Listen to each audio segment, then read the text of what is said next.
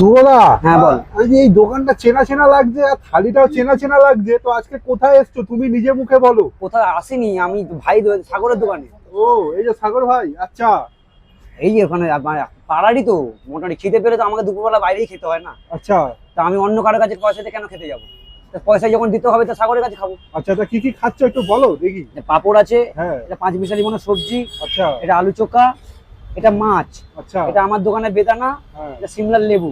আচ্ছা, তো এই- তোমার মাঝে মাঝে এই কি আসা হয় মাছটা, সাগর ভাই হোটেলে? হ্যাঁ মাছটা যদি সরিয়ে দিই এটা দাম 30 টাকা। আচ্ছা, মাছটা বলার নিয়ে, হ্যাঁ মাছটা নিয়ে কি পড়বে? মাছটা মনে হয় 60 টাকা মনে সামথিং। আচ্ছা আচ্ছা, যাই হোক, ঠিক তা আছে। তুমি কি রোজই আসো নাকি?